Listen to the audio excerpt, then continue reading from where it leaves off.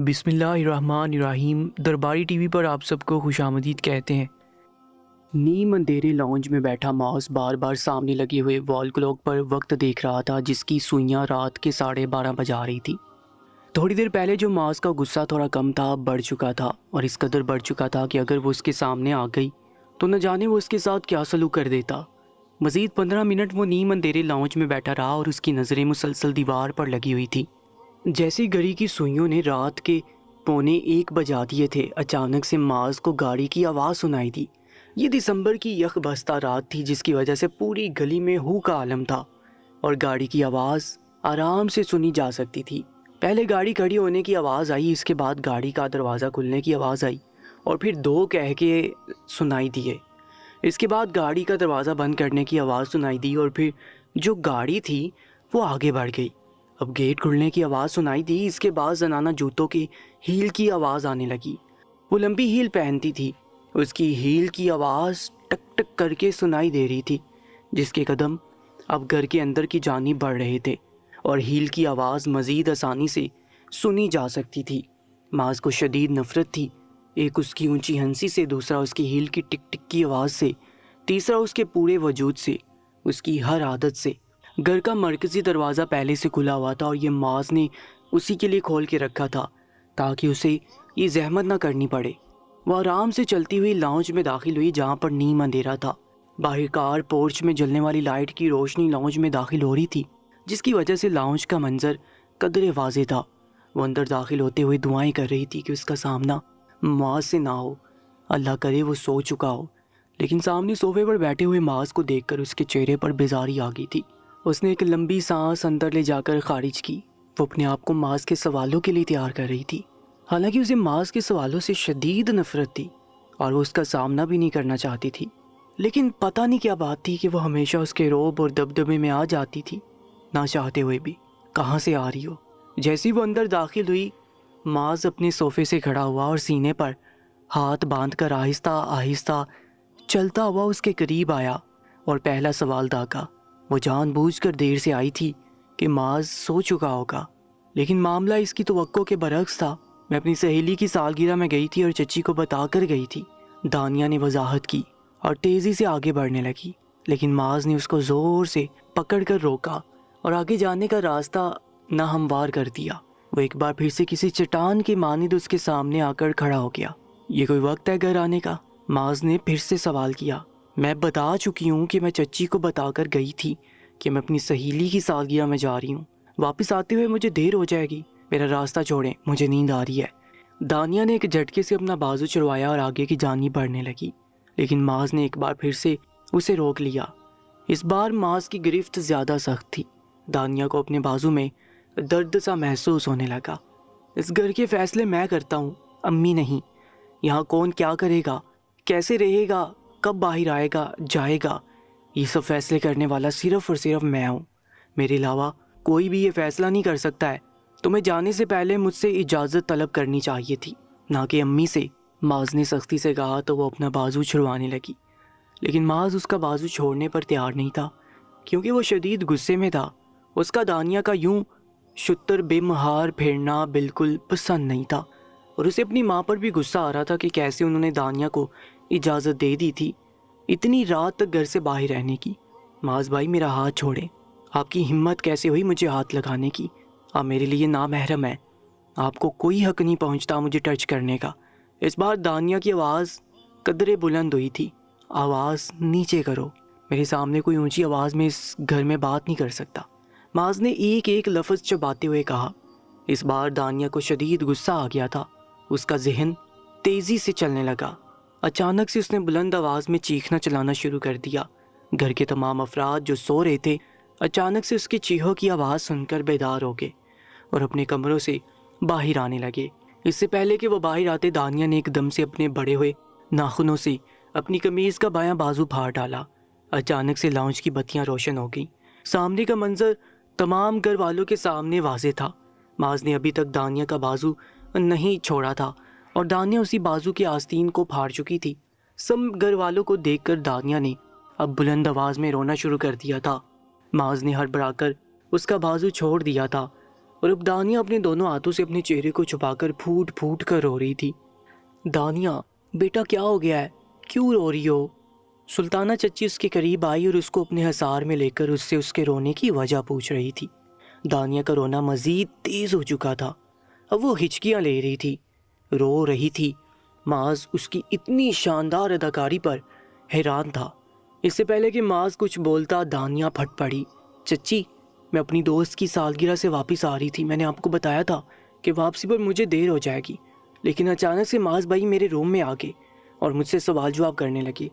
جب میں اپنے روم سے باہر نکلنے لگی تو یہ مجھ سے بدتمیزی کرنے لگے، انہوں نے مجھے ٹچ کیا، یہ دیکھیں انہوں نے کیا حالت کر دی میری۔ دانیہ نے اپنی پھٹی ہوئی آستین سلطانہ بیگم کو دکھاتے ہوئے کہا تو معاذ کا منہ حیرت سے کھل گیا تھا۔ یہ لڑکی منہ پر اتنا بڑا جھوٹ بول رہی ہے، نہ تو معاذ اس کے کمرے میں گیا تھا، نہ ہی تو اس کے ساتھ کوئی بدتمیزی کی تھی۔ ہاں اس کا بازو اس نے غصے سے پکڑا ضرور تھا، کیونکہ وہ غصے کا بہت تیز تھا۔ معاذ یہ میں کیا سن رہی ہوں؟ سلطانہ بیگم نے اپنے اکلوتے سپوت کو آنکھیں دکھاتے ہوئے کہا۔ انہیں سب کے سامنے شرمندگی کا سامنا بھی کرنا پڑ رہا تھا۔ سب گھر والوں کی نظروں میں بہت سارے سوال تھے جن کا جواب معاذ نے دینا تھا، اور حالات ایسے بن چکے تھے کہ معاذ سلطانہ بیگم کو سب کے سامنے ہی معاذ سے سوال کرنا پڑا تھا کہ معاذ کی پوزیشن کلیئر ہو سکے۔ لیکن جتنا بڑا ڈرامہ دانیہ کریٹ کر چکی تھی، اس کے ساتھ بہت مشکل تھا کہ معاذ آسانی سے سارے معاملے سے بری ہو سکتا۔ مام میں نے کچھ نہیں کیا، میں صرف اس سے اس کی دیر سے آنے کی وجہ پوچھ رہا تھا۔ رات کے 1 بج رہے ہیں اور اب یہ گھر واپس آ رہی ہے۔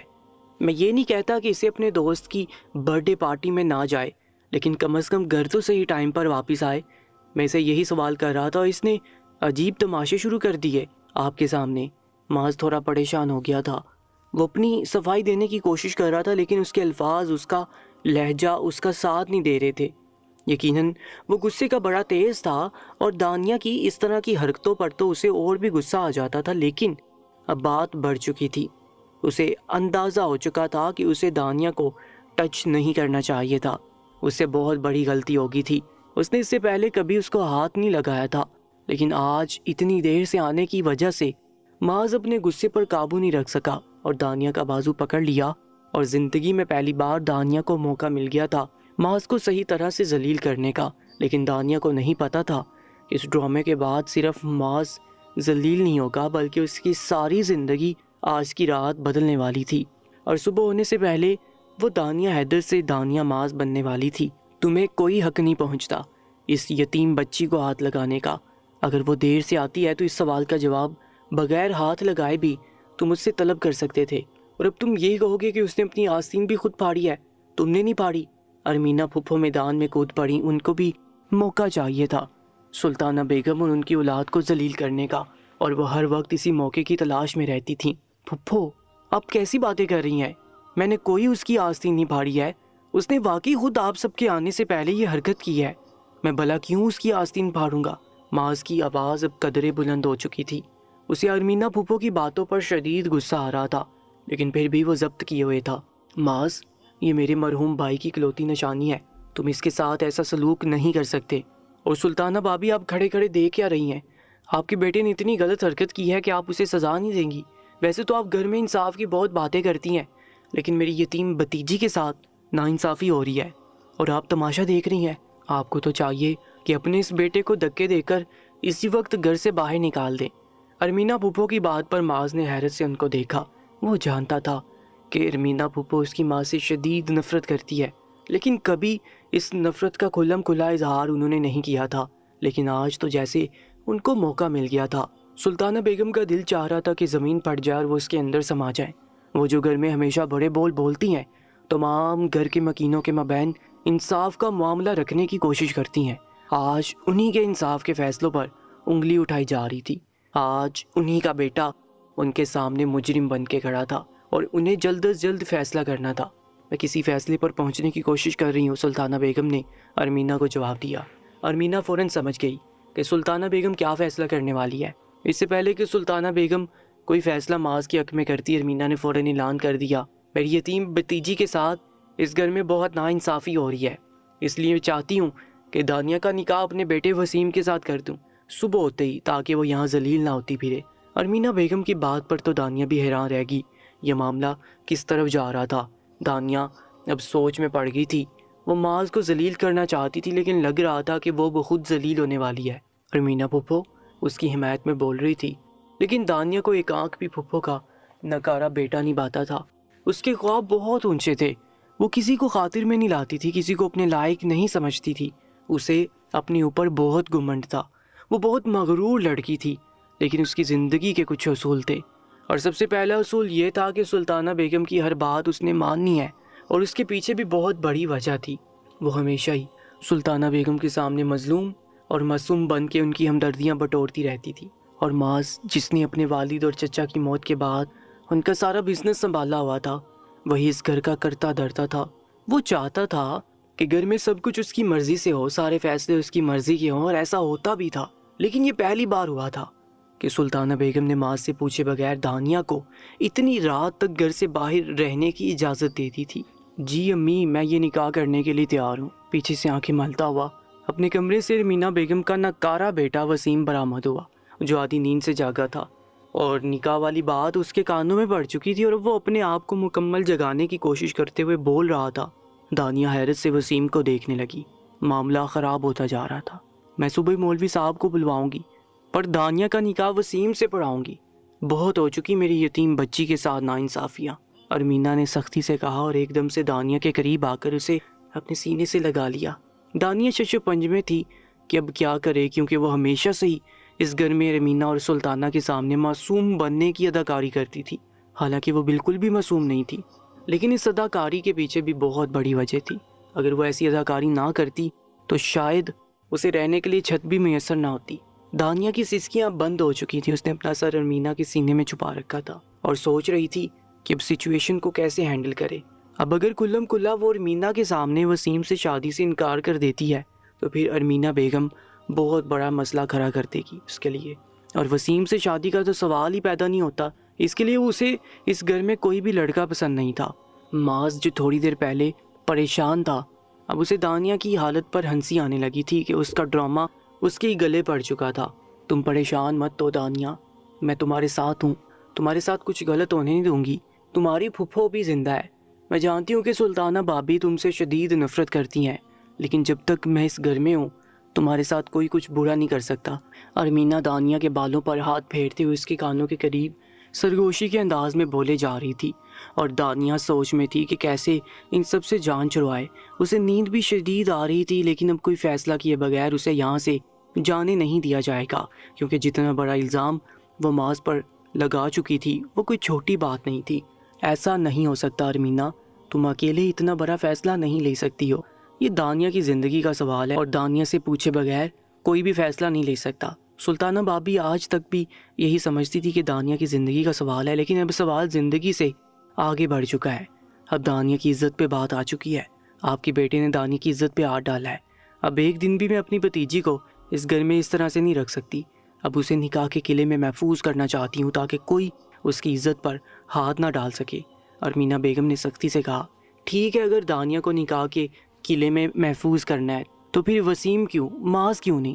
وسیم کے پاس تو نہ روزگار ہے، نہ کچھ ہنر ہے، نہ تعلیم ہے، وہ کسی طرح سے بھی دانیہ کے لائق نہیں ہے۔ دانیہ ایک اعلیٰ تعلیم یافتہ اور خوبصورت لڑکی ہے، جلد بازی میں اگر اس کا نکاح ہی کرنا ہے تو پھر اس کے لیے معاذ زیادہ سوٹیبل ہے، نہ کہ وسیم۔ دانیہ نے غصے سے آنکھیں بند کی، وہی معاملہ ہو گیا تھا، آسمان سے گرا کھجور میں اٹکا، ایک طرف وسیم دوسری طرف معاذ۔ وہ پھٹ پڑی، آج میرے والدین زندہ ہوتے تو میری یہ حالت نہ ہوتی، کاش آج میری ماں زندہ ہوتی، میری زندگی کے فیصلے کرنے والا میرا باپ زندہ ہوتا تو آج کوئی میری عزت پہ ہاتھ نہ ڈالتا۔ دانیہ نے بات کا رخ دوسری جانب کرتے ہوئے کہا تھا کہ سب کے دماغ سے نکاح والی بات نکل جائے اور دانیہ بھی پتلی گلی سے نکل جائے۔ اس نے جذباتی حملہ کیا تھا، بس فیصلہ ہو چکا ہے۔ تمہارے ماں باپ نے تمہاری زندگی کے فیصلے کرنے کا اختیار مرنے سے پہلے مجھے سونپ دیا تھا، اور تمہاری ماں نے مجھے کہا تھا کہ میں جس بھی لڑکے سے چاہوں تمہاری شادی کروا سکتی ہوں۔ انہیں مجھ پر مکمل اعتماد تھا، اس لیے انہوں نے یہ ذمہ داری مجھے سونپی تھی، اور میں آج ابھی اسی وقت تمہارا نکاح معاذ سے پڑھوا رہی ہوں۔ جنید بیٹا، تم جا کر ابھی کے ابھی قاضی کا بندوبست کرو، اور ابھی کے ابھی دانیہ کا نکاح معاذ سے ہوگا، اور یہ میرا آخری فیصلہ ہے۔ دانیہ کا دل ڈوب کے ابھرا تھا، معاذ کے ماتھے پر شکن آگے تھے، سلطانہ بیگم ارمینا کی چال سمجھ چکی تھی. وہ اتنی جلدی فیصلہ نہیں کرنا چاہتی تھی، لیکن اگر وہ یہ فیصلہ نہ کرتی تو صبح تک ارمینا نہ جانے کیا تماشا لگا چکی ہوتی. سلطانہ بیگم کو اچھی طرح سے اندازہ ہو چکا تھا کہ دانیہ کی ماں سے نہیں بنتی، اور ان کی تھوڑی بہت جھڑپ ہو چکی تھی، اور دانیہ سے یہ غلطی سرزد ہوئی تھی، اور وہ دانیہ کی غلطی پر پردہ رکھنے کی کوشش کر رہی تھی، کیونکہ انہیں دانیہ سے بے حد محبت تھی. وہ اس کی نادانی سے بھی واقف تھی. ایک تو یہ آج کل کی لڑکیاں رومانٹک ناول پڑھ کر نہ جانے کیسے ڈرامہ سیکھ رہی ہیں. دانیہ نے بھی کچھ ایسا ہی سوچا تھا، لیکن اب اسے وسیم سے بچانے کا یہی طریقہ ہے کہ اسے ماس کے ساتھ باندھا جائے. سلطانہ بیگم نے دانیہ کی طرف دیکھتے ہوئے دل ہی دل میں کہا تھا، بے وقوف لڑکی نہیں جانتی کہ یہ سب ڈرامہ کرنے سے اسے ہی نقصان ہوگا. اب مجھے کسی بھی طریقے سے اس معاملے کو سلجھانا ہے. سلطانہ بیگم افسوس سے دل ہی دل میں سوچے جا رہی تھی. جو کچھ ہو رہا تھا صحیح نہیں ہو رہا تھا، لیکن انہیں اب سب کچھ صحیح کرنا تھا. بولو دانیہ بیٹی، کیا تمہیں میرے فیصلے پہ کوئی اعتراض ہے؟ سلطانہ بیگم نے دانیہ سے پوچھا، لیکن دانیہ تو بالکل ہاس باختہ ہو چکی تھی. اس نے کوئی جواب نہیں دیا تھا، اور ماس کو اس کی حالت پر اب ترس آنے لگا تھا. اس نے کھانسنے کے سے انداز میں اپنی ہنسی چھپاتے ہوئے دانیہ کی طرف دیکھا. ماس کو 100% یقین تھا کہ دانیہ انکار کر دے گی، لیکن دانیہ کا جواب سن کر تو ماس کے سر پر جیسے ساتوں آسماں گر گئے تھے. نہ جانے وہ کون سا لمحہ تھا جو دانیہ نے اچانک سے ماس کی طرف دیکھا، جو کہ طنزیہ مسکراہٹ ہونٹوں پر لیے اپنی ہنسی دباتے ہوئے اس کی طرف دیکھ رہا تھا، جیسے کہ اس کے ڈرامے کا مذاق اڑا رہا ہو. اور یہی وہ لمحہ تھا جب دانیہ نے فیصلہ کیا تھا کہ اس کی یہ ہنسی قائم نہیں رہنے دے گی. مجھے کوئی اعتراض نہیں ہے چچی، دانیہ نے اچانک سے ماس کی طرف دیکھتے ہوئے کہا. تو ماس کے چہرے سے مسکراہٹ ایک دم سے غائب ہو چکی تھی، اور دانیہ نے اس کی مسکراہٹ غائب کرنے کے لیے ایسا بولا تھا. وہ جانتی تھی کہ ماس اس سے نفرت کرتا ہے، اور اس کی یہ بات سن کر یقیناً ماس کے چہرے سے مسکراہٹ غائب ہو جائے گی، لیکن اسے یہ اندازہ نہیں تھا کہ وہ اپنی پاؤں پر کلہاڑی مار رہی ہے. شاباش میری بیٹی، مجھے تم سے یہی امید تھی. سلطانہ بیگم نے دانیہ کو شاباشی دیتے ہوئے کہا. دانیہ، تم ایسا کیسے کر سکتی ہو؟ ابھی تو تم کہہ رہی تھی کہ ماس نے تمہاری عزت پہ ہاتھ ڈالا ہے، اور ابھی ایک دم سے تم اس سے شادی کرنے پر رضامند ہو گئی ہو. مجھے سمجھ نہیں آ رہا کہ آخر تم سلطانہ سے اتنا خوف کھا رہی ہو. یقیناً یہ فیصلہ تم نے سلطانہ کے خوف سے کیا ہے. میری بیٹی، تمہیں کسی سے ڈرنے کی ضرورت نہیں ہے. تمہاری پھپھو تمہارے ساتھ ہے، ارمینا بیگم نے آخری کوشش کرتے ہوئے کہا. لیکن اب دانیہ اقرار کر چکی تھی. اتنی دیر میں جنید قاضی کو لے کر آ گیا.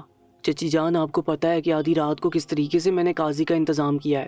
اب یہ بیچارہ تھوڑی دیر کے لیے آیا ہے، اس کے پاس وقت نہیں ہے، میں نیند سے اسے جگا کر لایا ہوں.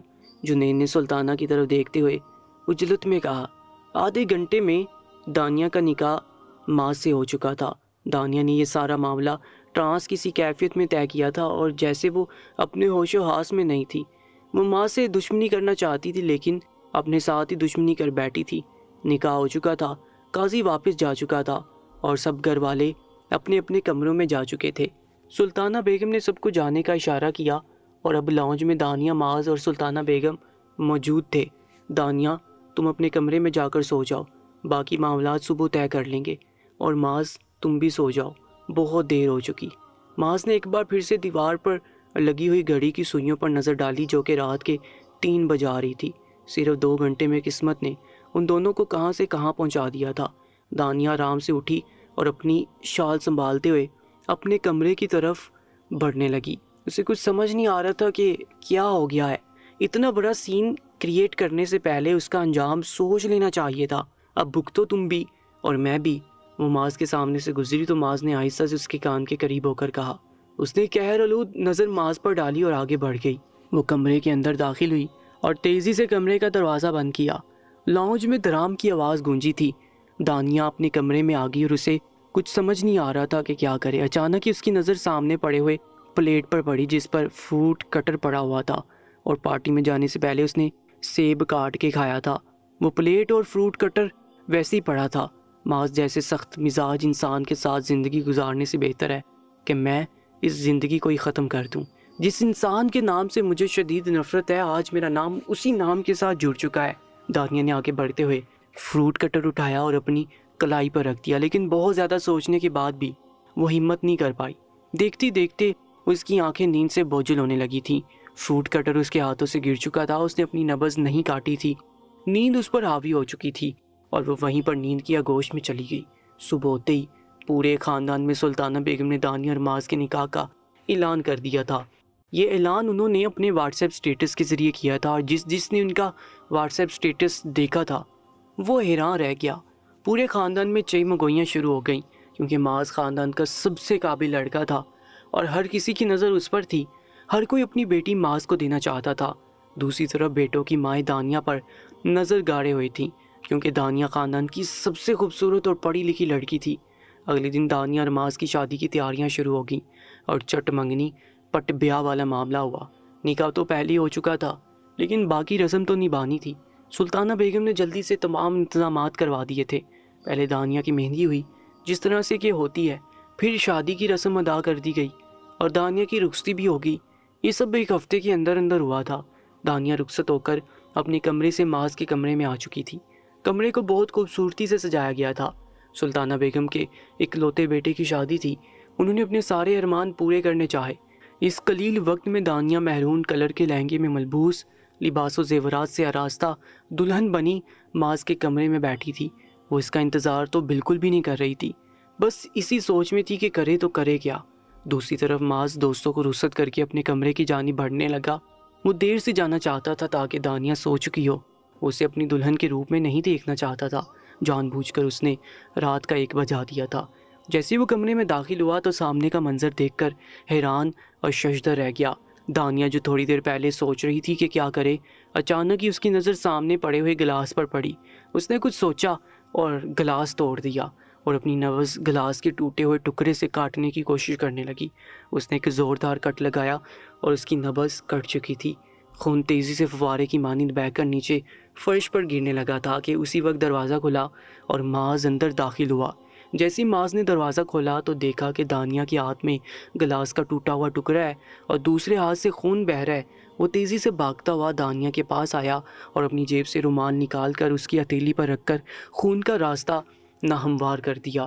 چھوڑو میرا ہاتھ، مر جانے دو مجھے۔ تم جیسے انسان کے ساتھ زندگی گزارنے سے اچھا ہے کہ میں مر جاؤں۔ پتہ نہیں کیا مجھے سوجی تھی کہ اچانک سے میں نے تم سے شادی کرنے کے لیے حامی بھر لی۔ میرا دماغ اس وقت کام نہیں کر رہا تھا، لیکن اب میں مکمل ہوش و حواس میں ہوں اور میں زندہ نہیں رہنا چاہتی۔ دانیہ نے اپنا ہاتھ چھڑانے کی کوشش کی، لیکن معاذ اس کی ایک نہ سنتے ہوئے اس کے خون کو روکنے کی کوشش کر رہا تھا۔ اگر شادی نہیں کرنی تھی تو اسی وقت انکار کر دیتی، یہ نوبت نہ آتی۔ اپنی بھی زندگی برباد کر دی اور میری بھی برباد کر دی۔ خودکشی تو مجھے کرنی چاہیے تھی۔ تم جیسی ڈرامے باز لڑکی کو میرے پلے باندھ دیا۔ جھوٹ بھی انسان سلیقے سے بولتا ہے۔ امی نے خود تمہارا جھوٹ پکڑ لیا تھا، وہ تو شکر کرو انہوں نے تمہارا پردہ رکھ لیا۔ وہ رومال سے اس کے ہاتھ کو پٹی باندھتے ہوئے بول رہا تھا، لیکن خون تھا کہ رکنے کا نام نہیں لے رہا تھا۔ معاذ نے ادھر ادھر نظر دوڑائی کہ اسے کچھ مل جائے، لیکن ایسی کوئی چیز اسے نظر نہیں آئی جس سے وہ موٹی سی پٹی بنا کر اس کا خون روک سکے۔ پھر اچانک اسے اپنے سر پر باندھی ہوئی پگڑی کا خیال آیا۔ یہ اسٹائلش قسم کی پگڑی تھی جو اسے اس کی ماں نے پہنائی تھی دلہے کے روپ میں۔ اس نے اپنی پگڑی اتار دی اور اسے پھاڑ کر ایک چھوٹا سا حصہ بنا لیا جسے وہ دانیہ کے ہاتھ میں باندھ کر اس کا خون اچھے طریقے سے روک سکے۔ رومال والی پٹی اس نے ہٹا دی اور دوبارہ سے پٹی باندھنے لگا، لیکن اسے احساس ہو گیا تھا کہ یہاں پر ٹانکا لگنا ضروری ہے۔ تم چینج کرو، میں تمہیں ہاسپٹل لے کے جاتا ہوں۔ ٹانکا لگنا ضروری ہے ورنہ خون نہیں رکے گا۔ معاذ نے اس کی طرف دیکھتے ہوئے کہا۔ وہ سوچ میں پڑ گئی کہ اب ہر کوشش بیکار ہے، مرنے تو یہ شخص مجھے نہیں دے گا اور نہ ہی جینے دے گا۔ تو میرا ہاتھ چھوڑو گے تو میں چینج کر پاؤں گی نا، اس نے معصومانہ انداز سے بولا۔ ایسا بولتے ہوئے پہلی بار معاذ نے غور سے اس کو دیکھا تھا۔ وہ دلہن کے روپ میں اس قدر حسین لگ رہی تھی کہ کسی کو بھی دیوانہ بنا سکتی تھی۔ ایک پل کے لیے تو معاذ اس کے حسن میں کھوسا گیا۔ وہ اتنا کھو گیا کہ پل کے جھپکنا بھول گیا۔ دانیہ کا ہاتھ ابھی بھی اس کے ہاتھ میں تھا اور وہ یک ٹک دانیہ کو دیکھے جا رہا تھا۔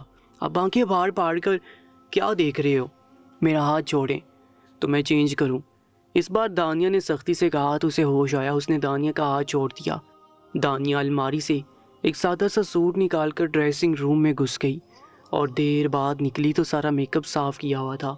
ہیئر سٹائل جو بنایا تھا وہ کھل چکا تھا اور وہ سادہ حلیے میں اب باہر آئی تھی۔ سادگی میں وہ اور بھی حسین لگ رہی تھی۔ معاذ ایک بار پھر سے اس کے حسن میں کھوسا گیا تھا۔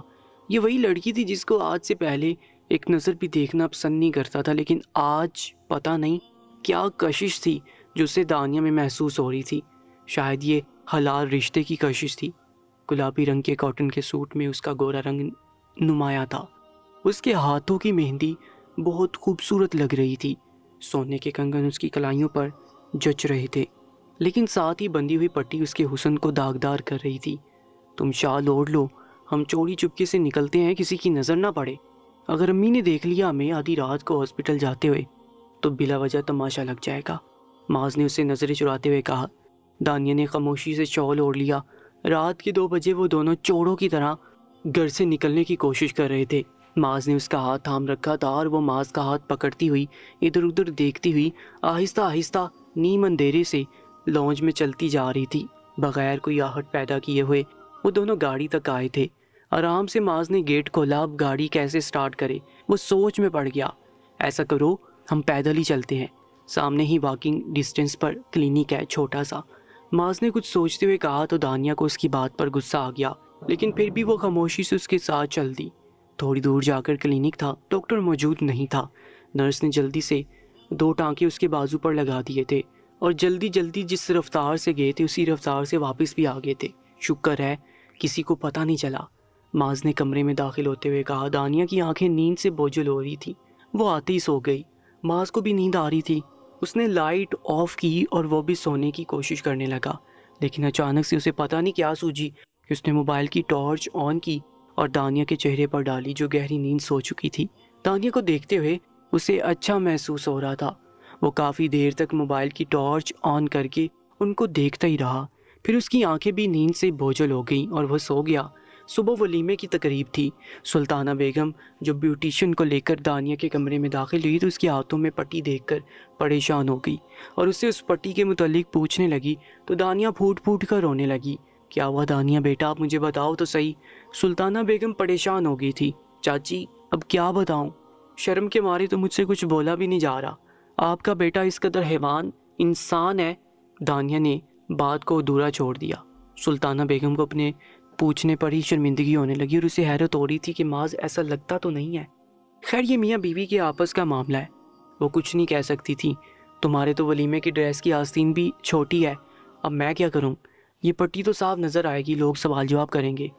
ایسا کرو تم یہ پٹی اتار دو، میں کوئی جگاڑ کر لیتی ہوں، سلطانہ بیگم پریشانی سے بولی۔ تو دانیہ نے پٹی اتارنے سے صاف انکار کر دیا۔ اس نے کہا کہ مجھے درد ہوگا۔ پھر اسی پٹی کے ساتھ اسے بیوٹیشین نے تیار کیا اور جب وہ ولیمے کے لیے ہال میں داخل ہوئی تو سب کی نظریں سب سے پہلے دانیہ کی اس بازو پر گئی جہاں پر پٹی بندھی ہوئی تھی۔ ہر کوئی اب معاذ کو عجیب نظروں سے دیکھ رہا تھا۔ انتہا کی کوئی درندہ صرف انسان ثابت ہوئے تم۔ اس کے کزن جنید نے معاذ کے کان میں سرگوشی کی تو اسے سمجھ نہیں آیا کہ وہ ایسا کیوں بول رہا ہے۔ اس کے بعد ایک ایک سے معاذ کو باتیں سننے کو ملی۔ پھر وہ سمجھ گیا کہ دانیہ کے ہاتھوں میں بندھی ہوئی پٹی کو لے کر سب کی ذہنوں پر عجیب و غریب باتیں چل رہی ہیں۔ ایسا بھی کیا وحشی پن تھا تمہارے اندر جو بیچاری کو اتنا زخمی کر دیا کہ اس کا خون بہنے لگا کہ اسے پٹی باندھنی پڑی ہاتھ میں؟ ایک اور کزن بولا تو معاذ کے تن بدن میں آگ لگی۔ دوسری طرف وہ اسٹیج پر بیٹھی ہوئی دانیہ کے چہرے پر شیطانی مسکراہٹ آ گئی تھی۔ وہ سمجھ گئی تھی کہ ہر کوئی معاذ سے اس کے متعلق سوال کر رہا ہے۔ معاذ کو تکلیف اور ذہنی اذیت دے کر جو خوشی دانیہ کو محسوس ہوتی تھی اس کا اندازہ لگانا مشکل تھا۔ ولیمے کی تقریب ختم ہونے کے بعد جب دانیہ کمرے میں آئی تو معاذ اس کے پیچھے آیا اور اس کا ہاتھ پکڑ کر تیزی سے اس کی پٹی اتارنے لگا۔ خار کر دیا مجھے آج تم نے، سب کے سامنے ہر کوئی مجھ سے عجیب و غریب باتیں کر رہا ہے۔ پتہ نہیں اس پٹی کو لے کر لوگ کیا سمجھ رہے تھے کہ میں نے شادی کی پہلی رات تم پر نہ جانے کون سا ظلم کے پہاڑ توڑ دیے، تم کو زخمی کر دیا۔ ہر کوئی مجھے وحشی اور درندہ سمجھ رہا ہے۔ یہ سب تمہارا کیا درا ہے، نہ تم اپنی نبض کاٹتی اور نہ یہ نوبت آتی۔ معاذ تیزی سے اس کے ہاتھوں کی پٹی کھولتا جا رہا تھا اور اس کو اس طرح سے پریشان اور بے چین دیکھ کر دانیہ کو ذہنی اور دلی سکون میسر ہو رہا تھا۔ وہ دلی دل میں مسکرائے جا رہی تھی۔ اس کی مسکراہٹ اب اس کے چہرے سے واضح ہو رہی تھی۔ تمہیں ہنسی آ رہی ہے، میں کوئی لطیفہ سنا رہا ہوں۔ اچانک سے معاذ کی نظر اس کے چہرے پر پڑی تو اس کے چہرے پر مسکراہٹ دیکھ کر معاذ چڑ سا گیا۔ تم یہی ڈیزرو کرتے ہو، تمہاری وجہ سے میری زندگی برباد ہوگی، دانیہ نے روکھے سے انداز میں کہا۔ زندگی تمہاری نہیں میری برباد ہوئی ہے۔ مجھے ایک اچھی اور سلیقہ شعار بیوی چاہیے تھی، تمہاری طرح شتر بے مہار پھرنے والی بیوی نہیں چاہیے تھی۔ معاذ اب اس کے ہاتھوں کی پٹی کھول چکا تھا اور سامنے صوفے پر بیٹھ گیا۔ مجھے پتا تھا تمہیں ایسی ہی لڑکیاں پسند ہیں، دبو قسم کی، جو تمہاری جی حضوری کرتی رہیں۔ اصل میں تمہیں بیوی نہیں نکرانی چاہیے تھی، ایک روبوٹ چاہیے تھی جو تمہارے اشاروں پر چلے۔ لیکن آئی ایم سوری، میں ایسی نہیں ہوں اور میں ایسی بن بھی نہیں سکتی ہوں۔ میں ایک آزاد لڑکی ہوں اور آزاد ہی رہنا چاہتی ہوں، اور جلدی ہی اس بے نام رشتے سے خود کو آزاد کروا کے رہوں گی۔ وہ تو پتہ نہیں میرے دماغ نے اس وقت کام نہیں کیا کہ میں نے ہاں بول دیا، ورنہ تم دنیا میں آخری انسان بھی ہوتے تو میں تم سے شادی کرنے سے بہتر مر جانا پسند کرتی۔ دانیہ اب تیزی سے بولے جا رہی تھی اور معاذ اسے دیکھے جا رہا تھا۔ کیا برائی ہے مجھ میں جو تم مجھ سے اتنی نفرت کرتی ہو؟ اچانک سے معاذ کو یہ سوال سوجھ گیا تو اس نے سوال داغا۔ میرے ماں باپ بچپن میں ہی فوت ہو گئے تھے تو چچی نے مجھے ماں باپ دونوں بن کے پالا، اس لیے میں ان کی بہت عزت کرتی ہوں۔ لیکن جتنا پیار چچی نے مجھے دیا اتنا ہی خار مجھے تم سے ہے۔ تم نے ہر قدم پر بچپن سے ہی مجھ پر اتنی پابندیاں لگا رکھی تھیں کہ مجھے کوفت ہونے لگی تھی تمہاری ذات سے۔ میں پابندیوں میں رہنے والی لڑکی نہیں ہوں، میں آزاد رہنا چاہتی ہوں، لیکن تم نے میری آزادی سلب کر دی۔ بڑی مشکل سے مجھے موقع ملا تھا اپنی دوست کی برتھ ڈے پارٹی میں دیر تک رہنے کا، اور میں نے بہت انجوائے کیا، لیکن اس کا بھی تماشا بنا دیا تم نے، اور آج میں ہمیشہ کے لیے تمہاری قید میں آ گئی ہوں۔ دانیہ بولتی جا رہی تھی اور وہ اسے سنتا جا رہا تھا۔ میں پابندیاں اس لیے لگاتا ہوں کہ مجھے تمہاری فکر ہے، میں چاہتا ہوں کہ میں تمہارے ساتھ خوش رہوں۔ تم سوچو کہ اگر آدھی رات کو دوست کی برتھ ڈے پارٹی سے واپس آتے ہوئے تمہارے ساتھ کوئی حادثہ ہو جاتا تو تم کیا کرتی؟ جس طرح کے ملک کے حالات ہیں، جس طرح کا یہ شہر ہے، تم اچھے طریقے سے جانتی ہو کہ کوئی بھی لڑکی اکیلے گھر سے نکلے تو محفوظ نہیں ہوتی، اور تمہاری وہ سہیلی مجھے ایک آنکھ نہیں باتی۔ اگر تم اچھے دوست رکھو گی تو مجھے بھی اعتراض نہیں ہوگا، میں بلا وجہ پابندیاں نہیں لگاتا، لیکن جہاں پر مجھے لگتا ہے کہ کچھ گڑبڑ ہے یا کسی خطرے کی گھنٹی بجنے لگی ہے تو میں وہیں پر ہی پابندی لگاتا ہوں۔ تمہیں جانا ہی تھا تو رات 11 بجے تک واپس آ جانا چاہیے تھا، لیکن تم نے رات کا 1 بجا دیا، اور اوس پڑوس کے لوگ جب دیکھیں گے کہ یہ لڑکی رات کے 1 بجے نہ جانے کہاں سے واپس آ رہی ہے تو کیا سوچیں گے؟ تم پر ہی نہیں ہماری عزت پر بھی بات آ جائے گی، کیونکہ تم ہمارے خاندان سے منسلک ہو۔ اگر تم ہمارے خاندان سے منسلک نہ ہوتی تب بھی تمہارے لیے یہ صحیح طریقہ نہیں تھا کہ تم اتنی رات کو گھر سے باہر رہو۔ کوئی بھی شریف لڑکی اتنی رات کو گھر سے باہر نہیں رہتی، اور اگر تمہاری سہیلی اتنی رات کو گھر سے باہر جاتی ہے تو اس کا مطلب ہے کہ سہیلیوں کے معاملے میں تمہارا انتہا بھی غلط ہے۔ معاذ اب آرام سے اسے اپنی بات سمجھا رہا تھا۔ یہ پہلی بار تھا کہ معاذ اس کے ساتھ نرمی سے بات کر رہا تھا اور صحیح طریقے سے اپنی بات سمجھا رہا تھا، ورنہ ہر بار وہ غصہ کر جاتا۔ اسے اپنے غصے پر کنٹرول نہیں رہتا تھا، اس لیے دانیہ کو اس کی بات سمجھ میں نہیں آتی تھی، اور وہ دانیہ کو ایک ظالم اور جابر قسم کا انسان لگتا تھا۔ لیکن آج جتنے پیار اور نرمی سے وہ بات سمجھا رہا تھا تو دانیہ کو اس کی بات بھی سمجھ آ رہی تھی، اور اس کو یاد آ رہا تھا کہ اس کی سہیلی کی ایک کزن تھی جو آدھی رات کو گھر سے باہر تھی، اور پھر اس کے ساتھ کچھ لڑکوں نے بدتمیزی کی۔ اسی پارٹی میں ان لڑکوں نے اس کی سہیلی کی کزن کو بے آبرو کر دیا تھا۔ دانیہ کو جب وہ واقعہ یاد آیا تو اسے معاذ کی بات سمجھ میں آئی۔ اپنی بات پر وہ صحیح بول رہا تھا، لیکن اس کا سخت لہجہ ہمیشہ سے ہی دانیہ کو خوفزدہ کرتا تھا۔ تمہیں جتنی آزادی چاہیے میں تمہیں دینے کو تیار ہوں، لیکن بشرط یہ کہ وہ آزادی جائز قسم کی آزادی ہو۔ تم اچھی سہیلیاں بناؤ، اپنا سوشل سرکل اچھا بناؤ، شریف لڑکیوں سے دوستی کرو، رات 11 بجے تک تمہیں گھر پر موجود ہونا چاہیے، واپسی کا تمہارا وقت اس سے اوپر کا نہ ہو۔ تم آگے بڑھنا چاہتی ہو، پڑھو، میری طرف سے کوئی پابندی نہیں ہے، بے شک کو ایجوکیشن میں پڑھو، مجھے پھر بھی کوئی اعتراض نہیں ہے، بس لڑکوں سے فاصلہ رکھو۔ تمہیں فیشن کرنا ہے شوق سے کرو، لیکن میرے سامنے کرو، کیونکہ میں تمہارا شوہر ہوں اور تمہارا ہر سنگار میرے لیے ہونا چاہیے، نہ کہ کسی اور نامحرم کے لیے۔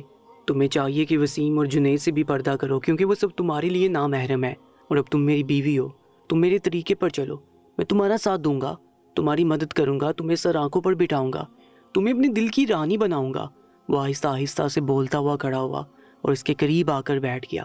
تمہیں شاپنگ پر جانا ہو، جتنے پیسے چاہیے میں تمہیں دوں گا، بلکہ خود تمہارے ساتھ چلوں گا، گھنٹوں خار ہوں گا بازار میں، لیکن کچھ بھی نہیں بولوں گا، تمہاری ہر خواہش پوری کروں گا۔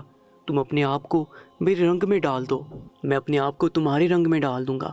وہ اب اس کے بالکل قریب آ چکا تھا اور اس کے سامنے آئی ہوئی بالوں کی لٹ کو اپنی انگلی سے اس کے کان کے پیچھے کرتے ہوئے بول رہا تھا۔ آج پہلی بار وہ اتنا پیارا بول رہا تھا کہ دانیہ حیرت سے اسے دیکھے جا رہی تھی۔ وہ دیکھ رہی تھی کہ وہ کس قدر خوبرو شخصیت کا مالک ہے۔ اس کے پورے خاندان میں اس قدر حسین لڑکا نہیں ہے۔ اس کی شخصیت میں جو جادو تھا وہ اس نے کسی میں نہیں دیکھا تھا، جو روب اور دبدبا تھا وہ بھی کسی میں نہیں دیکھا تھا۔ لڑکیوں کو تو اسی طرح کا شوہر چاہیے ہوتا ہے، پھر وہ کیوں بیوقوف بن رہی تھی؟ قدرت نے تو اس کی جولی میں ایسا آئیڈیل شوہر ڈال دیا تھا، پھر اسے کس بات کی ضد تھی؟ دوسری طرف معاذ بھی اپنی طبیعت کے برعکس بولتا جا رہا تھا۔ وہ رومانٹک انسان تو بالکل بھی نہیں تھا، لیکن پتہ نہیں کیوں آج دانیہ کے حسن کو دیکھ کر وہ خود بخود رومانٹک ہوتا جا رہا تھا۔ مختصر یہ کہ وہ جذبات کی روح میں بہتا جا رہا تھا۔ وہ دونوں بچپن سے ایک دوسرے سے نفرت کرتے تھے، لیکن اتنے سالوں کی نفرت کو صرف نکاح کے 3 بولوں نے ختم کر دیا تھا، اور دونوں ایک دوسرے کو دیکھنے پر مجبور ہو گئے تھے، ایک دوسرے کی زد میں گم ہونے پر مجبور کر رہی تھی، اور انہیں معلوم ہی نہیں تھا کہ یہ طاقت صرف اور صرف نکاح کی طاقت ہے۔ معاذ کی گستاخیاں بڑھتی جا رہی تھی، وہ اس کے قریب آتا جا رہا تھا، اور دانیہ نے اسے منع نہیں کیا تھا، اسے بہت اچھا لگ رہا تھا معاذ کا قریب آنا۔ معاذ بھی اس کے حسن سے لطف اندوز ہونا چاہتا تھا، اپنا پورا حق جتانا چاہتا تھا۔ معاذ نے قابو پا کر اسے اپنے باہوں کے گھیرے میں لے لیا۔ معاذ نے بے قابو ہو کر اسے اپنے باہوں کے گھیرے میں لے لیا تو وہ شرم سے لال ہو گئی۔ لائٹ آف کر دیں، بہت ہی ہلکی سی آواز میں دانیہ نے سرگوشی کی۔ معاذ کے چہرے پر مسکراہٹ پھیل گئی۔ کیا کہا؟ میں نے سنا نہیں۔ معاذ نے سن لیا تھا، لیکن اسے شرارت سوجھ رہی تھی۔ دانیہ دوبارہ سے وہ جملہ دہرانا نہیں چاہتی تھی، لیکن پھر بھی اس نے بولا کہ لائٹ آف کر دیں۔ معاذ کے چہرے پر ایک بار پھر سے مسکراہٹ آ گئی، وہ اسے اجازت دے رہی تھی اپنے قریب آنے کی۔ اگر میں لائٹ آف نہ کروں تو؟ معاذ نے اس کے کان کے قریب ہو کر سرگوشی کی۔ وہ مکمل طور پر اس پر حاوی ہو چکا تھا۔ تو میں چیخنا چلانا شروع کر دوں گی، دانیہ نے بھی شرارت سے کہا۔ دونوں کے چہرے پر مسکراہٹ آ گئی۔ معاذ نے اٹھ کر لائٹ آف کر دی۔ اس کی منشا کے مطابق دونوں کے مابین ایک خوشگوار اور پیار بڑے تعلق کا آغاز ہو چکا تھا۔ صبح کی پہلی کرن سے دونوں کی آنکھ کھل گئی تھی۔ یہ ایک بہت ہی خوشگوار صبح تھی، بڑے دنوں کے بعد آج دھوپ نکلی تھی۔ معاذ نے اٹھ کر پردے ہٹا دیے تو دانیہ نے اپنی آنکھوں پر ہتھیلی رکھ دی۔ معاذ نے آگے بڑھ کر اس کی آنکھوں سے اس کا ہاتھ اٹھا لیا۔ ہاں تو اب بتاؤ بیگم صاحبہ، تم نے آزاد رہنا ہے یا پھر میری قید میں رہنا ہے؟ معاذ نے شرارت سے کہا تو دانیہ کے چہرے پر مسکراہٹ آ گئی۔ مجھے آپ کے پیار کی قید میں رہنا ہے، ہمیشہ ہمیشہ ہمیشہ، وہ معاذ سے لپٹ کر خوشی سے بولی تو معاذ اس کی اس حرکت پر خوش ہو گیا۔ تم تو مجھ سے خار کھاتی ہو نا؟ معاذ نے اپنی ہنسی دباتے ہوئے کہا۔ وہ تو پرانی بات ہو گئی، دانیہ مسکراتے ہوئے بولی۔ اس کا سر معاذ کے سینے سے لگا ہوا تھا اور وہ اس کے سینے میں اپنا سر چھپا کر بولے جا رہی تھی۔ اچھا تو اب نئی بات بتاؤ، معاذ نے اس کے کان کے قریب سرگوشی کے انداز میں کہا۔ نئی بات یہ ہے کہ مجھے اپنے شوہر سے بے پناہ محبت ہو گئی ہے، دانیہ نے پورے اعتماد سے کہا۔ بس ایک ہی رات میں تمہیں محبت ہو گئی؟ معاذ نے سوال کیا۔ ہاں، ہم مشرقی لڑکیاں ایسی ہوتی ہیں، کوئی پیار کے 2 میٹھے بول بول دے تو اس کی غلام ہو جاتی ہیں، خاص کر تب جب سامنے والا آپ کا محرم ہو، آپ اس کے ساتھ حلال رشتے میں ہو۔ میں آپ سے نفرت آپ کے غصے کی وجہ سے کرتی تھی، لیکن کل جتنے پیار سے آپ نے مجھے سمجھایا تو بس مجھے تو آپ پر پیار ہی آ گیا۔ اگر یہ پیار پہلے کرتے تو میں نفرت کرتی نہیں۔ مجھ جیسی یتیم لڑکیاں تو پیار کی بھوکی ہوتی ہیں، جہاں بھی انہیں پیار ملے وہ لے لیتی ہیں۔ اسی لیے میں سلطانہ چچی کو انکار نہ کر سکی، کیونکہ انہوں نے مجھے ماں اور باپ دونوں کا پیار دیا تھا۔ دانیہ نے کہا۔ ہاں، اور اب میں تمہیں اتنا پیار دوں گا کہ تم دنیا کی ساری محبتیں بھول جاؤ گی، اور تمہیں یاد رہے گا تو بس صرف اور صرف معاذ سکندر کا پیار۔ معاذ نے اس پر اپنی گرفت مضبوط کرتے ہوئے کہا تو دانیہ کو لگا جیسے جنت میں آ گئی تھی۔ نفرت کے بادل ایک دم سے چھٹ گئے تھے، حلال رشتے کی طاقت نے سب نفرتیں ختم کر دی تھیں۔ آج کی اس کہانی کے بارے میں ایک کامنٹ ضرور کیجیے گا، اپنا نام اور اپنے نام کے ساتھ اپنے شہر کا نام بھی ضرور لکھیے گا۔ انشاءاللہ اگلی ویڈیو میں آپ سب کے نام ریڈ کروں گا۔ اگر آپ چاہتے ہیں کہ میں روزانہ ایسی ہی کہانیاں اپلوڈ کروں تو مجھے کامنٹ سیکشن میں ضرور بتائیے۔ اپنا بہت زیادہ خیال رکھا کریں۔ انشاءاللہ ملاقات ہوگی ایک نئی کہانی میں، تب تک کے لیے اللہ نگہبان۔